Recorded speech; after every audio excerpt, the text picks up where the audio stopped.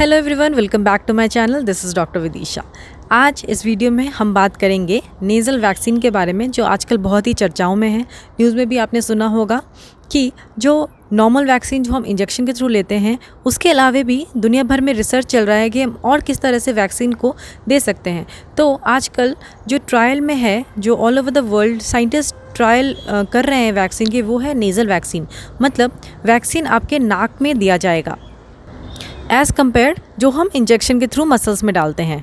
और ये माना भी जा रहा है कि ये जो नेज़ल वैक्सीन जिस पे स्टडीज़ चल रही है, वो ज़्यादा इफ़ेक्टिव होगा एज़ कम्पेयर कि हमारे कन्वेंशनल वैक्सीन्स। क्योंकि ये जो वैक्सीन है, नेज़ल वैक्सीन, ये हमें म्यूकोज़ल इम्यूनिटी प्रोवाइड करता है। क्योंकि ये म्यूकोज़ल इम्यूनिटी प्रोवाइड करेगी, जो कि एंट्री पॉइंट होती है कोविड-19 वायरस की। जैसा कि हम शुरू से, जब से कोविड आया है, हमने सुना है, हम सुनते आ रहे हैं कि कोरोना वायरस जो है उसकी जो एफिनिटी होती है वो म्यूकोज़ल लेयर में होती है। तो अब म्यूकोज़ल लेयर कहाँ कहाँ होता है? म्यूकोज़ल लेयर हमारे माउथ में होता है, म्यूकोज़ल लेयर हमारे नोज़ में होता है, म्यूकोज़ल लेयर हमारे लंग्स में होता है। बट जो basic entry point corona virus की होती है वो या तो नोज़ के थ्रू होती है या तो माउथ के थ्रू। माउथ के थ्रू तो तब कहीं हमने कुछ चीज़ को टच किया एंड देन उसके बाद हमारे माउथ में चला गया। बट नोज़ की एंट्री पॉइंट हमेशा खुली रहती है, क्योंकि नोज़ से तो हम सांस लेते हैं, इसीलिए नाक और मुंह ढकने की सलाह हमें दी जाती है। अब जो हमारी करंट वैक्सीन है, जो मैक्सिमम लोगों ने वैक्सीन का डोज़ लिया भी होगा, जो इंजेक्शन के थ्रू डाली गई है, उसमें ये गारंटी नहीं होती है कि आपको वायरस अफेक्ट ही नहीं करेगा। बट उसमें आपको ये ज़रूर बताया जाता है कि वायरस अगर आपको अफेक्ट भी कर रहा है तो जो डिज़ीज़ की सीवियरिटी होगी वो कम होगी। बट नेज़ल वैक्सीन हमारे नोज़ में भी काम करेगा, हमारे पूरे बॉडी में भी काम करेगा, तो ये हमारे वायरस के एंट्री को भी रेस्ट्रिक्ट करेगा।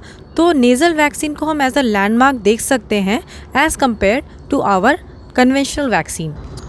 एंड अगर एक्सपर्ट्स की माने तो जो हमारा नेज़ल वैक्सीन है प्लस इंट्रामस्कुलर जो हमारा वैक्सीन है, दोनों का कॉम्बिनेशन अगर हम लेंगे तो ये एक गेम चेंजर हो सकता है।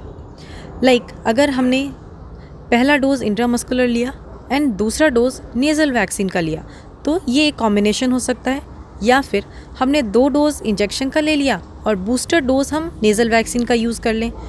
इस तरह की स्टडीज़ चल रही है अभी ऑल ओवर द वर्ल्ड। दुनिया भर में अराउंड 7 नेज़ल वैक्सीन्स हैं जिसके ऊपर स्टडीज़ चल रही है, जिसमें एक हमारा भारत बायोटेक है, दूसरा ऑक्सफोर्ड यूनिवर्सिटी की वैक्सीन है, और भी कई सारे वैक्सीन, टोटल 7 वैक्सीन है जिनके ऊपर स्टडीज़ चल रही है, जो कि नेज़ल रूट से हम एडमिनिस्टर करेंगे। तो आइए अब समझते हैं कि ये जो नेज़ल वैक्सीन है वो कैसे काम करेगा। अब जैसे कि हम जानते हैं कि जो हमारा वायरस है वो बेसिकली हमारे नोज़ के थ्रू हमारे बॉडी में एंटर होता है। तो अगर वैक्सीन हमारा एडमिनिस्टर किया हुआ है तो वो वैक्सीन नोज़ में ही, नोज़ वाले एरिया में ही हमारे वायरस के साथ इंटरैक्ट करेगी और वहाँ से ही हमारे इम्यून सिस्टम को डायरेक्ट करेगी to make antibody against the virus in the nose and in the whole body to fight with the virus. Okay, तो आपने डिफरेंस समझा। कोवैक्सीन की अगर हम बात करें, जो हमने इंजेक्शन से लिया है, तो वो हमारे बॉडी में पहले एंटर करती है, हमारे बॉडी में एंटर करके वो हमारे इम्यून सिस्टम को डायरेक्ट करती है टू मेक एंटीबॉडी। बट यहाँ पे लोकल एक्शन नहीं हो पा रहा है। बट अगर हम नेज़ल वैक्सीन की बात करें तो नेज़ल वैक्सीन जो होता है वो हमारा बॉडी में लोकल एक्शन भी देगा against the virus and systemic action भी देगा। लोकल एक्शन हमारे नोज़ में देगा और सिस्टमिक एक्शन पूरे बॉडी में इम्यून रिस्पॉन्स करके देगा। तो इसीलिए साइंटिस्ट कहते हैं कि जो नेज़ल वैक्सीन है वो बहुत ही बड़े रेंज में इम्यून रिस्पॉन्स क्रिएट करती है। उसमें जो एंटीबॉडी बनते हैं वो IgG एंटीबॉडी बनते हैं, जो कि सिस्टमिक के लिए होते हैं, सिस्टमिक बॉडी पे एक्ट करते हैं। एंड IgA एंटीबॉडी बनता है जो कि म्यूकोज़ल इम्यूनिटी प्रोवाइड करता है। और तीसरा होता है T सेल इम्यूनिटी या फिर T सेल रिस्पॉन्स, ये भी सिस्टमिक रिस्पॉन्स ही होता है। अभी जैसे इस पिक्चर में आप देख रहे हैं, दोनों रूट दिखाया गया है, इंट्रानेज़ल भी और इंट्रामस्कुलर भी। इसमें आप देख सकते हैं जो इंट्रानेज़ल वैक्सीन है उसमें जो एंटीबॉडी बन रहा है वो नोज़ में भी बन रहा है प्लस लंग्स में भी बन रहा है, तो इस वजह से जो वायरल शेडिंग होती है वो कम होगी। बट अगर सिस्टमिक इंजेक्शन इंट्रामस्कुलर की बात करें तो उसमें एंटीबॉडीज़ जो बॉडी में बनता है वो हमारे लंग्स में जाएगा, लंग्स में जा कर के हमारे इन्फेक्शन को प्रिवेंट करेगा, बट जो वायरल शेडिंग होती है, जो नोज़ के थ्रू हमारा वायरल निकलता है, उसे नहीं रोक पाएगा क्योंकि एंटीबॉडी हमारे नोज़ वाले एरिया में नहीं पहुंच पाता है। तो ये डिफरेंस होता है।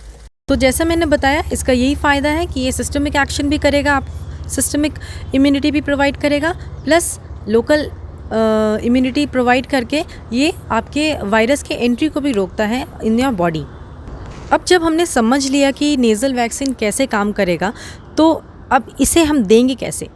इसे हम या तो सिरिंज के थ्रू देंगे, जिसमें कि इंजेक्शन की ज़रूरत नहीं होगी, मतलब निडल की ज़रूरत नहीं होगी, सिर्फ सिरिंज के थ्रू हम नेज़ल और नेज़ोफेरेंजियल एरिया में हम डालेंगे, या फिर जो स्प्रेज होते हैं, ये सब मेथड से हम वैक्सीन को एडमिनिस्टर कर सकते हैं। अब इसका एडवांटेज क्या है, ये एज अ गेम चेंजर क्यों है, ये तो मैंने आपको समझा दिया, बट इसका एडवांटेज ओवर हमारा कन्वेंशनल वैक्सीन क्या है? इसका बेनिफिट ये होता है कि एक तो निडल फ्री वे में हम जा रहे हैं, इसमें हमें निडल की ज़रूरत नहीं है। दूसरा, जो हमारा इंस्ट्रूमेंट है या फिर जो हम प्रोडक्ट यूज़ कर रहे हैं वो बहुत ज़्यादा कॉस्टली नहीं होते, प्लस जो नेज़ल वैक्सीन होता है उसका जो रख रखाव होता है वो भी थोड़ा सस्ता होता है एज़ कम्पेयर जो हमारा कन्वेंशनल वैक्सीन है जो हम इंजेक्शन के थ्रू देते हैं। तीसरा ये है कि इसमें रिसोर्सेज कम लग रहे हैं हमारे, प्लस जो हमें एक ट्रेंड टेक्नीशियन वाले आदमी चाहिए नेज़ल वैक्सीन को एडमिनिस्टर करने में, स्किल्ड होने की ज़रूरत नहीं है। नेक्स्ट आता है कि ये कंप्लायंस भी बढ़ाएगा, लाइक बच्चों में देना इजी हो जाएगा।